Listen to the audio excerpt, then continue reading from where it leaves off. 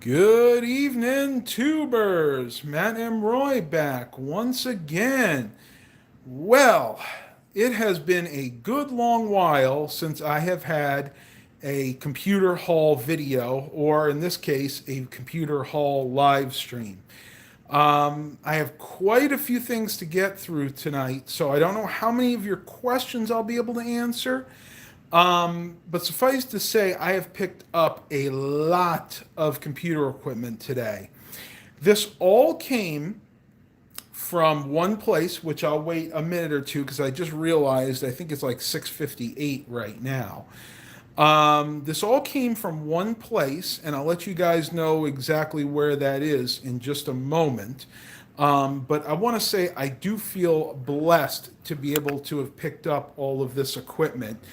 I am trying to do my best here. I am actually using a selfie stick. I know you guys have told me in the past, Matt, make sure you use a selfie stick. It'll help filming be much easier. Well, guess what?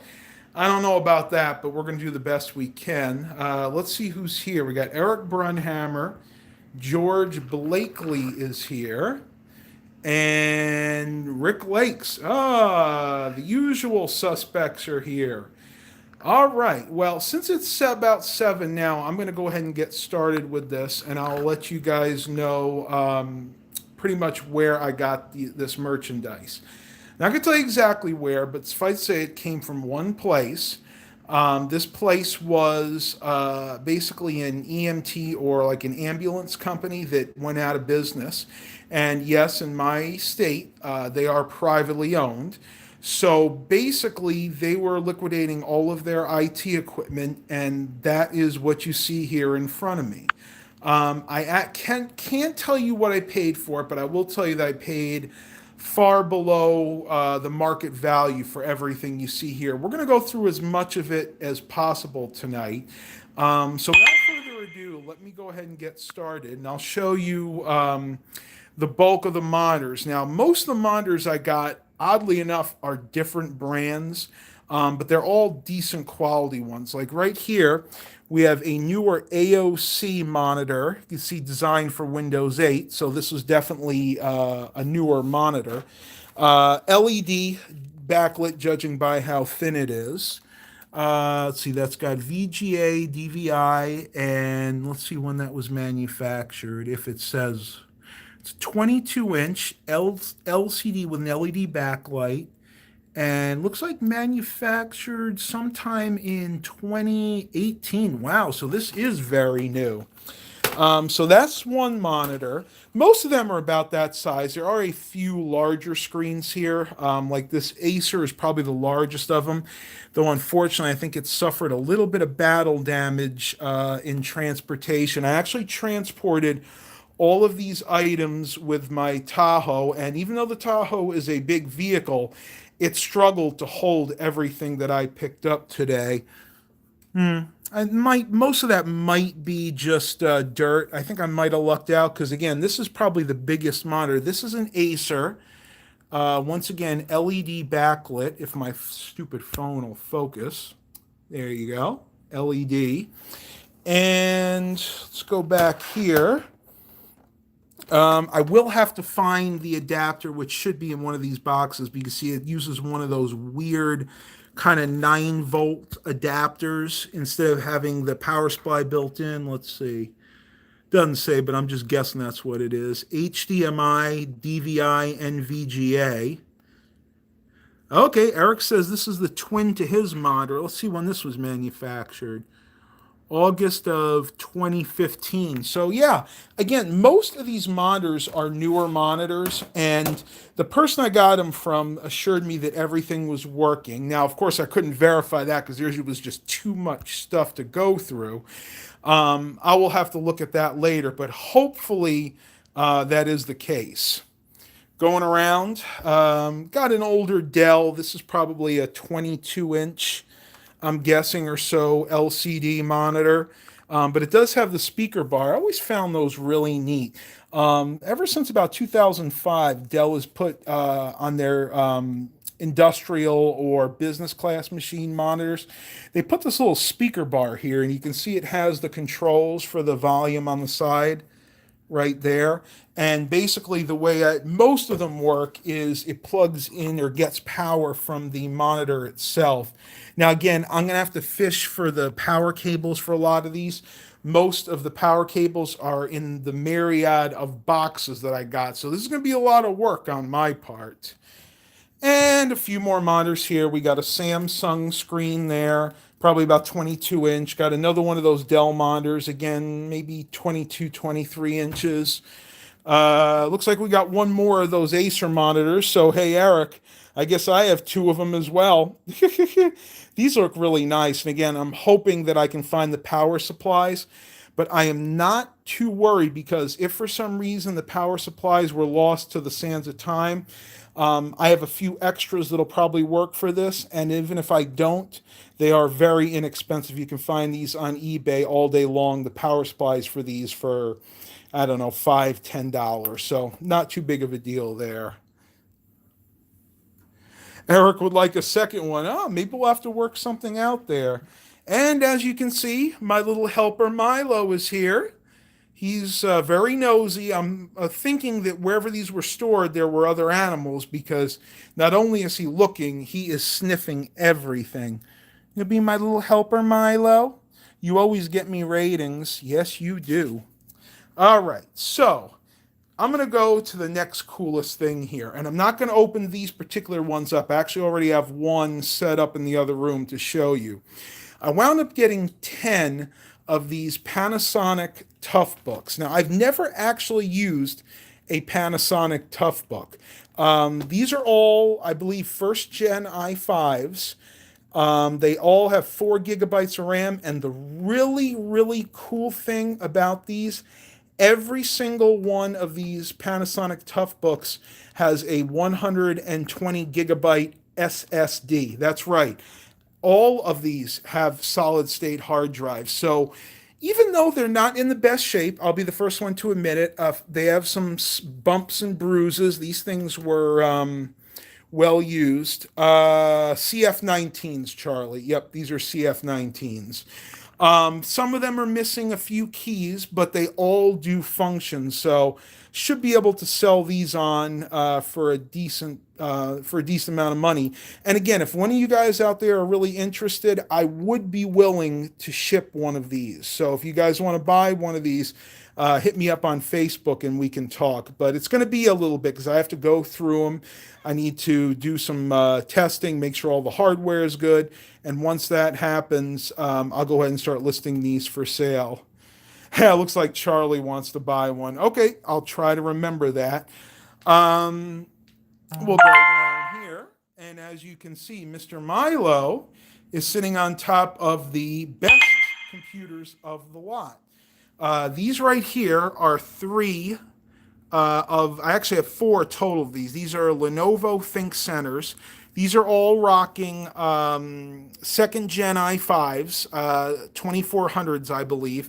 And another cool thing about these are all have some form of solid state hard drive in them. The one I have set up in the other room has a 120 gigabyte Samsung SSD. This one has a 250 gigabyte Samsung SSD. I think they're all Evo drives. And these two have some unknown SSD. It doesn't actually have a name on it, so I'll have to boot those up later to see what's actually on those. And once again, Mr. Milo is being a real stinker. What you doing, buddy? Want to say hi to everybody? George says hi to you. Yeah, I agree, Mr. Jimmy. Usually, when I see the Panasonic Toughbooks, they are way overpriced. Now, once again, I am not going to be asking the moon for these. In other words, I'm not going to be asking top dollar because these are a little worse for wear, but I can assure you that they all function, and that I thought was really cool. That's why I did not mind paying up, I should say, for the Toughbooks. Now, I will say this. I am not going to be shipping any of the desktops, and I do apologize. I know that a lot of you guys would probably want to buy one of these desktops from me, but it's just too expensive to ship these. So laptops, the Toughbooks, once I get them all prepared, I am willing to ship those as long as it's, within the continental US, maybe Canada. But no, I cannot do the desktops. They're just way too heavy. And honestly, it wouldn't be fair to you guys either because the shipping on these is crazy. You guys would be better off buying something locally from somebody. So, moving on, I'm going to go ahead and show you. These are four Dell Optiplexes that I picked up, and I believe they're all the same model. So I'll just go ahead and show you this one. They're Dell Optiplex. That's a 390. Okay, no, they're not. I'm sorry. Two of them are 390s and two of them are 3010s. The 390s have some form of i3 processor in them, probably a second or a third gen, and the 3010s have i5s in them. Now, unfortunately, these do not have solid state hard drives. They all pretty much have some form of a 250 gigabyte hard drive. I think the 390s have Seagate drives. I think the 3010s have Western Digital drives. So I will have to upgrade those to some form of solid state memory. And I got to be careful with these. That's the problem with getting huge computer halls. You shed screws and tacks and what have you, and I got to be very careful. So I'm going to put that here so the cat doesn't get to it. I'll tell you what, I'm going to sit down because I have been very, very busy today. I loaded all this stuff and unloaded it. So let's go ahead and go through one of these boxes here and see what's in it. Let me see. Eric said those 2400s were a great gaming chip back in the day, or chip in the day. Heck, they still perform well. I agree. I have a lot of clients that game with those exact CPUs. So let's see if this is what they say it is. Box that says it's Ethernet cables, and I'll open that up. And what do you know? Is definitely some Ethernet cables. Could have extra Ethernet cables. Look to be Cat 5e, maybe Cat 6. What does that say? Cat 6. So that's a Cat 6 cable. The yellow ones are usually Cat 6. Yep, looks like they're all Cat 6 cables. So that's really nice. Believe it or not, I'm actually running low on Ethernet cables. So that is nice to have. These are basically all the keyboards, and that's what was really nice, being able to get complete systems.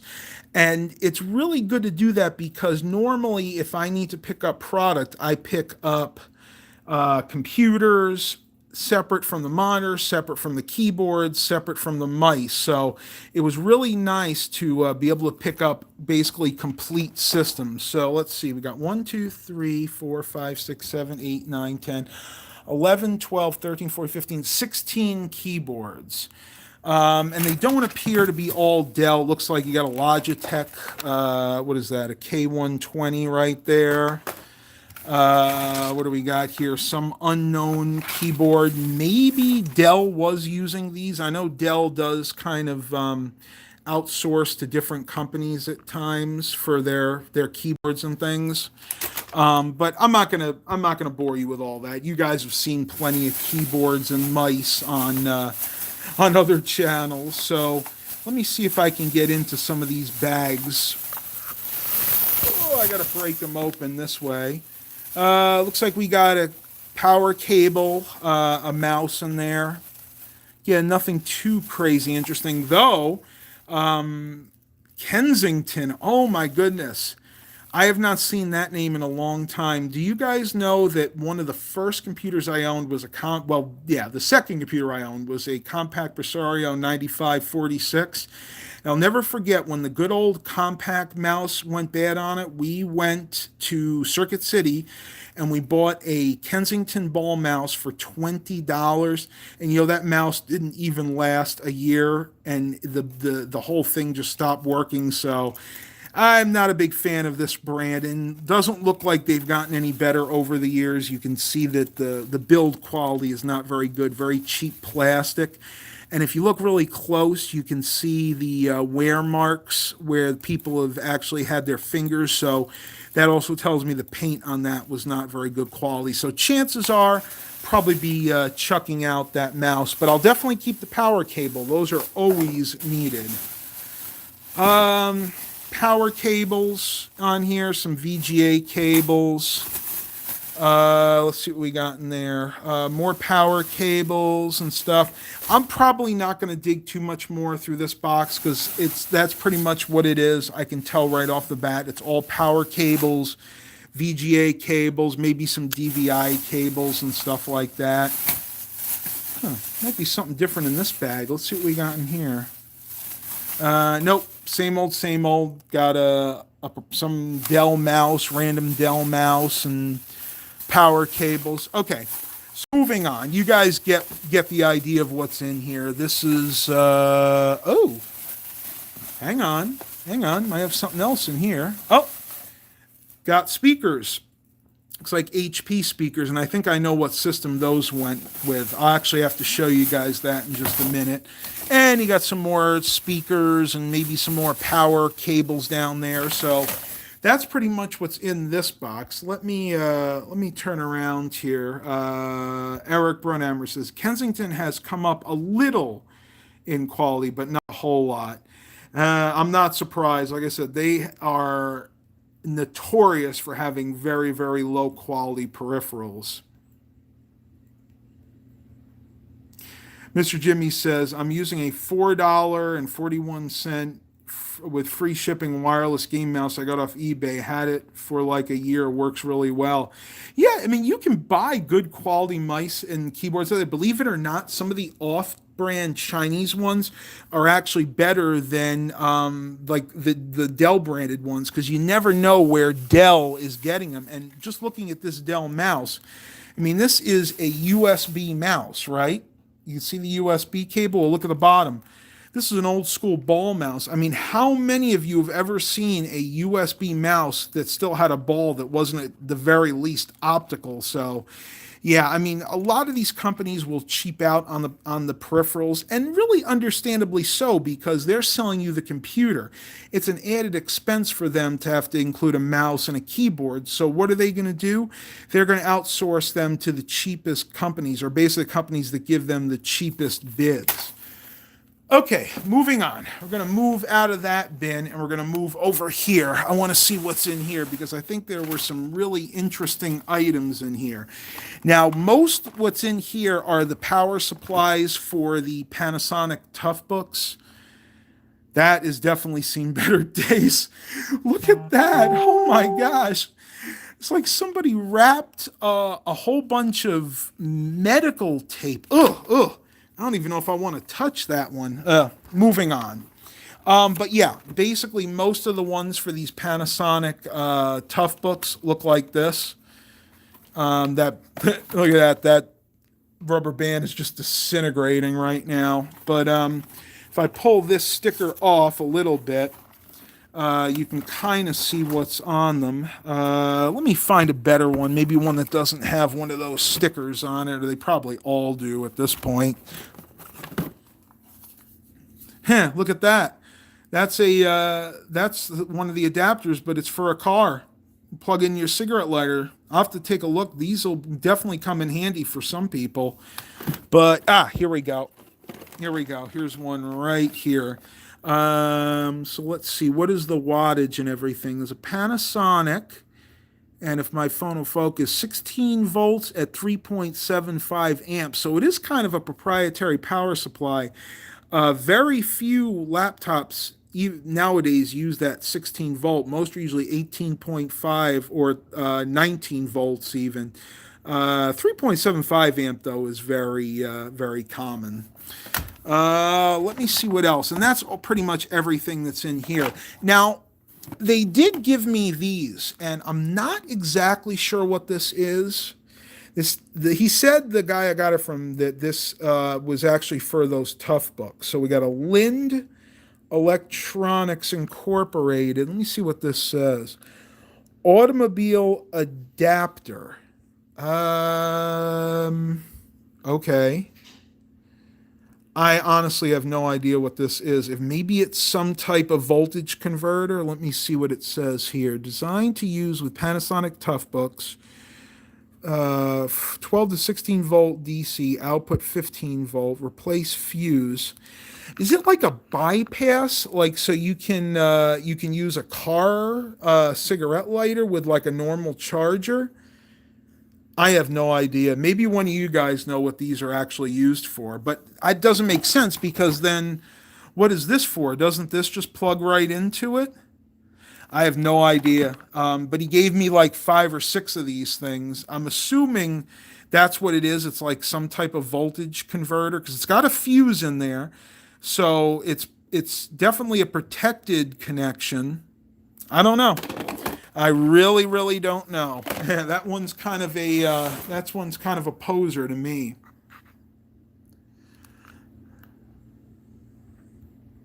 That car charger would probably add a decent church of charge to the purchase price of the right to the right person. Oh. Okay, I got it. So this is probably a battery bank. Okay, that makes sense now. Okay, so this is just like extra power. So you probably charge these up and like you would like one of those battery banks that they have for cell phones nowadays. That's probably what this is. Okay, now that kind of makes more sense. Duh, right, Milo? I should have figured that out on my own. All right, let me see. Milo's still roaming around. So I believe that is a step-up converter to run off of 12 volts. I'll be honest with you, Eric. This one's still a poser to me, but it does feel heavy, like there is some type of battery in here. So I don't know. I'll have to look that up at a later date. Kind of scaring the cat right now. Okay, so you guys have seen everything in here. I'll bring you over there in a couple more minutes. Got a few more of the tough books here. Like I said, I got a total of 10 of these. And this is actually the one that he showed me there. This is one of the ones that's kind of worse for wear. This one actually is in decent shape, except it's missing the little cover in the middle. And all of these do work. The only thing, and this was really funny, when I first saw them, I noticed that the screens were really, really scratched up and they were really foggy.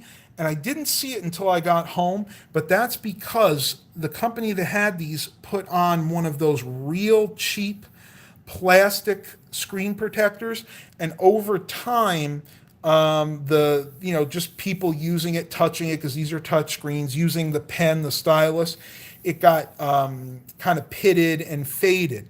So I'm going to bring you over real quick, and I'm going to show you the one that I actually have set up and running. And these are all exactly the same. This one is actually in good shape, except you can see it's missing the cover for the, what would that be? The insert key.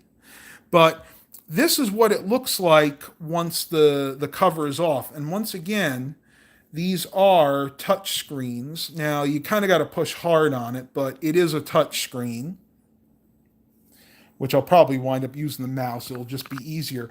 But what's really cool, and it was hard to get them off, this is actually the screen cover that was on there. And you can see, if I put it up to the light, you could see how pitted and faded that is from either side. You could see people's fingerprints on there. Me just holding it up now, you can see I added fingerprints to it. But what I had to do is I actually had to take the knife and I had to go on the end here very carefully, and I had to pry the end off, and then I was able to kind of just pull it away like that. And after that, there was a glue strip going all around here, and I had to take my fingernail and I had to dig it out, and I actually had to slowly pull it all up. And even after that, on this side, the glue strip remained, so I had to get some Goo Gone with a toothbrush, an old toothbrush, and basically just scrape at it. But I was able to get it looking half decent. And once again, these are the tough books. They're running Windows 7. and they do have i5 U540 processors, 1.2 gigahertz processors, so nothing super crazy advanced. Though oddly enough, they have 4 gigs of RAM, and I do believe these are 64-bit processors, but for some reason they're running a 32-bit version of the operating system, probably whatever programs the EMTs needed to run maybe were not 64-bit processor capable. That would be my guess. But they work just fine. And again, they are running SSDs. You can see right there, they're running Samsung SSDs. And if you're curious, I can show you disk drive here that it is a Samsung SSD 840 EVO 120 gig hard drive. Eric goes, yeah, there is no way that is 32-bit. Well, I could prove it to you right there. Take a look. 32-bit operating system that's running on here. So once again, I just think they had to do that because a lot of the proprietary software that was on these probably was not 64-bit capable. That would just be my guess as to why an more advanced computer like this would be running a 32-bit version of Windows 7. But other than that, I mean, these laptops are really cool. I've never actually owned a Panasonic Toughbook, any Toughbook before. It's got these controls in the front. Oh, I'm not even facing it. Look at that. This one here will allow you to adjust the brightness on demand. That, I'm guessing, probably turns the keyboard on. Oh, nope. That button brings up the on-screen keyboard. And then we have a few other buttons here. I'm not sure what they do. That's a lock, maybe flipping the screen around, and not exactly sure what that is. Power switch on the front, an actual switch, believe it or not. And it's really cool the way these lock. Basically, you push it down like this, and it's got a little locking clamp here. Put it up like that, and lock it, and then open it. Pull up and up and down, and then you can open up the screen again. These things have definitely seen heavy use, but they still have some life left in them. Again, some of these are missing the keycaps on this, like this is missing that one, but the button itself still functions. And actually, that was the Windows key. I apologize, I couldn't think of it off the top of my head there, but yeah. Again, decent computers. And I think Charlie asked me, they are CF19s. So I have a few other things to show you guys, but I want to know, let me turn you around here. You guys have any questions for me specifically on what I've showed you so far?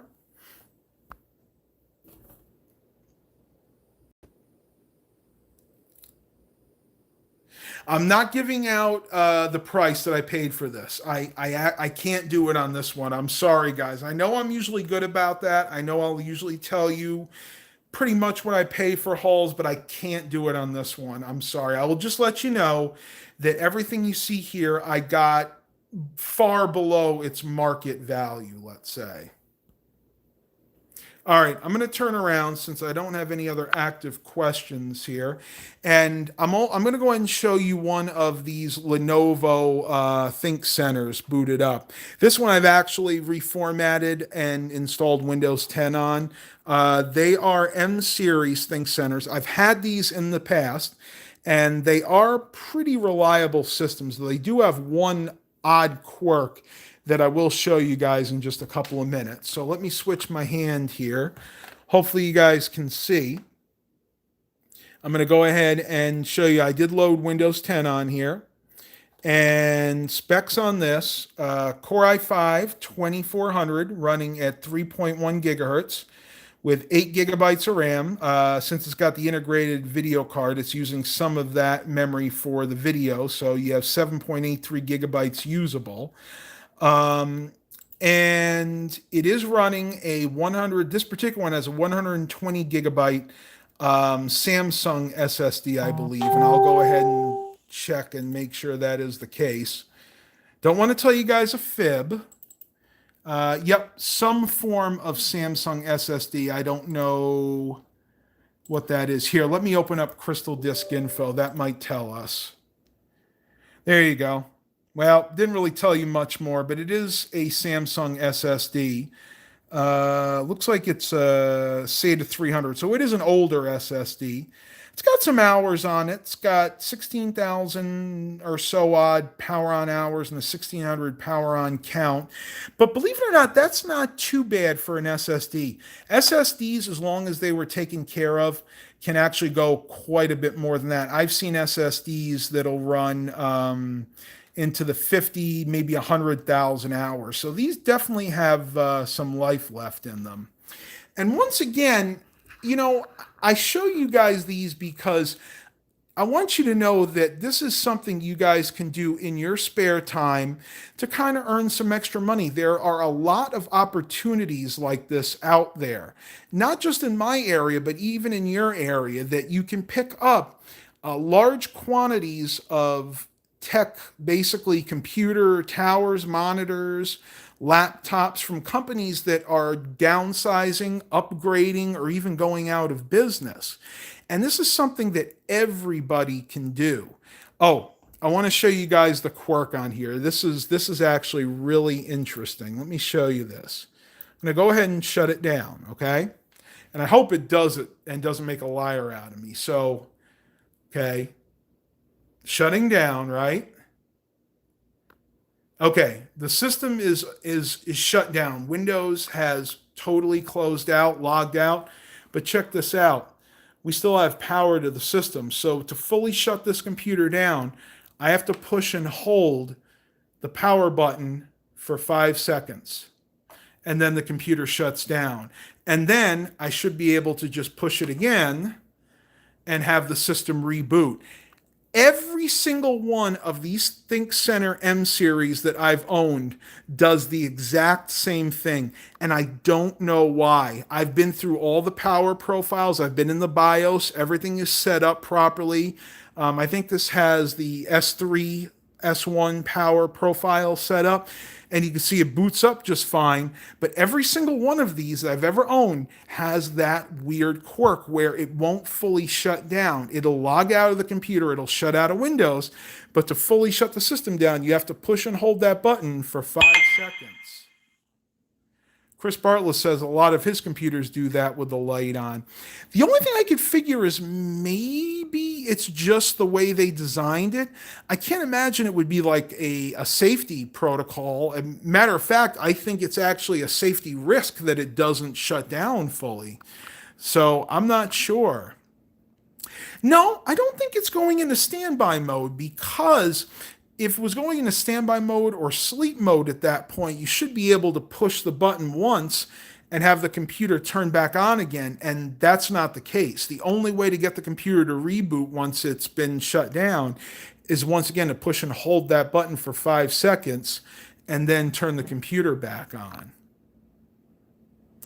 That is a good point, Chris. That is one thing that I thought about the other day with this. Maybe they're doing that with these because they want people to actually turn the power off at the power strip, and that kind of forces people to do it. So that would be my guess as to why they have it designed to work that way. But I just thought that was really interesting. Eric goes, my luck is I would end up with more systems that I can process through. Yeah, I'll be honest with you guys. This is probably the largest load that I could handle myself. Now, I do want to show you 3 of the towers that I got that were a little bit on the older side. These were thrown into the deal, and I did pay up a little for these as well. But I think I'll be able to refurbish and move at least 2 of these. One of them being this here. This is an HP Pavilion with a Phenom X4 processor that actually ran Vista originally. This is probably one of the last Vista systems that they had out there. And once again, a Phenom X4 is still a very, very capable computer. The one down there is just a really cheap, compact. I don't know how many of you guys might remember these from back in the day. We used to sell these in Best Buy all the time running Athlon. Let me see if this will focus better. Come on. Was it running Athlon X2 4050? This one I will probably scrap out for parts. This one really isn't worth my time to try to refurbish and sell on, especially with that processor. And that also ran Vista. And last but not least is this Dell Optiplex 755 here. Again, a Vista. These were all Vista systems. This one's got a Pentium dual core in it. And this one I know for sure I'll be able to sell on. As a matter of fact, I have a client that buys the Optiplex 755s from me pretty much every time because he loves these computers. So this one and this one I should be able to refurbish and move on. Again, that compact down there, that one, that's just going to be a part system. Yeah, Vista, surprising. Yeah, well, you know what? I am over Vista. I could tell you story after story about the headaches I had to deal with at Best Buy because when I worked at the Geek Squad at Best Buy, Vista was the primary operating system at the time. And I really wanted to scream a lot of the times I had to work on Vista. Again, a few more of those Panasonic Tough books. We're getting to the end, folks. Believe it or not, that went a lot quicker than I thought. This is just some more cables he gave me. Power cable, desktop power cable. What is this? 3.5 millimeter audio cable, probably for one of those Dell monitors with the built-in speakers. Oh, cool. You got an HDMI cable. That's always nice to see. I didn't think I was going to get any of those. Got a wireless mouse here. And it actually does have the dongle. Cool. So that'll be nice. I can definitely pair that with one of the computers. What do we got here? It's DVI and HDMI. Oh, these are very nice to have. This is a DVI to HDMI adapter. I actually did not have any more of these, and believe it or not, on YouTube, these things actually demand quite a bit of money, so I'm glad that they had at least one of those. Am I going to get lucky and find another one in there? No, I don't think so.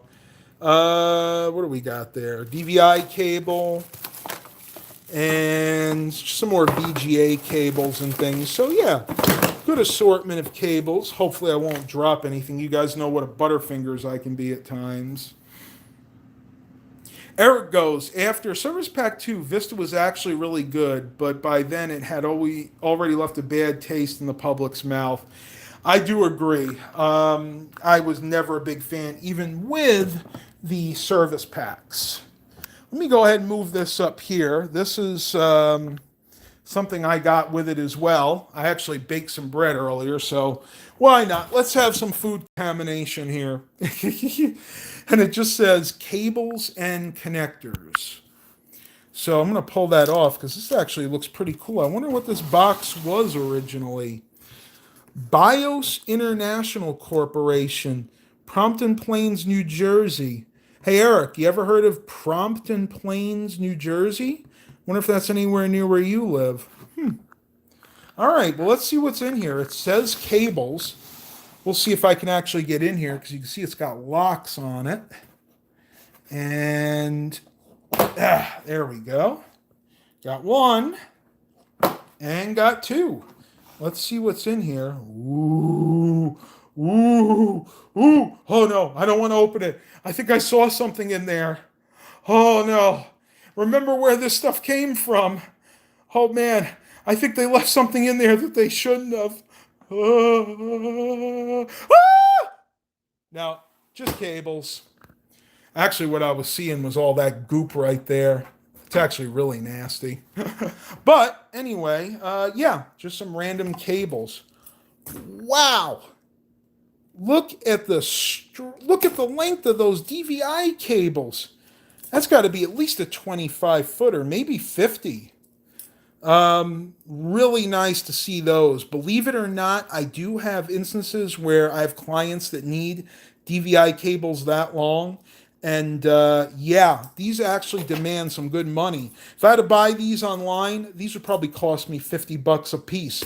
About $1 a foot for those. So we got 1, And looks like we got two. And they are gold tipped, which is also a really nice touch. I wonder if there's a brand on here. What does it say? Here we go. Impact Acoustics, Sonic Wave, Precision Digital Video, Interconnected Triple Shielded CL2. These are some really nice cables. Very cool to see that. I'll definitely have a use for those. Got to switch hands. My right hand here is starting to go numb.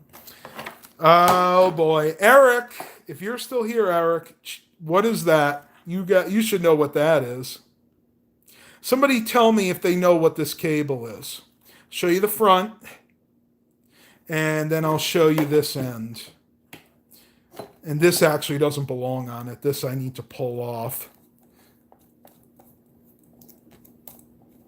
No, Eric, if you know what it is, tell us. Yeah, I know what it is. I just want to see if you remembered what it is. Right there. What is the name of that? What is the code name for that particular cable? Anybody? Give a few more seconds. If not, I'll tell you what it is. Okay, nobody could guess it. Nope, Eric got it. DMS 59. That is right. And believe it or not, a lot of the computers I get have the video cards that use these. And basically what it does, it allows you to go from one monitor to two. So basically you plug that into the video card, and then the other end you can plug two monitors into. Love that connector. I know UXW Bill, if you ever watch his channel, he always says he hates these, and I don't know why. It is so convenient to be able to have dual monitors that way. And just to me, it's an easier connector. And honestly, I get a better signal using these connectors than I do if I plug them in independently. I don't know. I guess to each his own. What do you got there? VGA cable, some random composite video audio cables, a few more DVI cables, and then it looks like just oh, that's pretty cool. 10100 8-port workgroup switch. That's a blast from the past. That's early Linksys. Let me see what revision this is. It doesn't say. If it does, I can't read it. But yeah, this is definitely an early one. All right, so yeah, really interesting finds in that box. All right, tubers, we are on the home stretch. Got a couple things to show you, and then we're going to go and end this live stream. So moving back into the dining room. These are the last two boxes. So let's go ahead and bring this box in here. Once again, kind of making it a little bit easier for ourselves. No idea what's in this. It's not marked. Absolutely no idea. So let's open it up and see. Okay, so just some random Dell sheets. I'm not going to show that because that might have customers' information on it. VGA to, oh, that's cool. That's a VGA to component video cable. Those are actually hard to find. Definitely going to keep that in my collection. And just some random software, and looks like just some cable odds and ends. Nothing super crazy interesting in here. Oh, zip ties. Again, going to keep those. I always need zip ties. USB, looks like micro USB cable. We have a RJ11 phone cable, and some of the biggest bolts I think I have ever seen, at least in computer terms. What are those? I don't know what it says. 6888BY. Woo, woo, I'm losing you guys here. There we go. No idea. Maybe this was used for mounting the monitors on VESA mounts or something.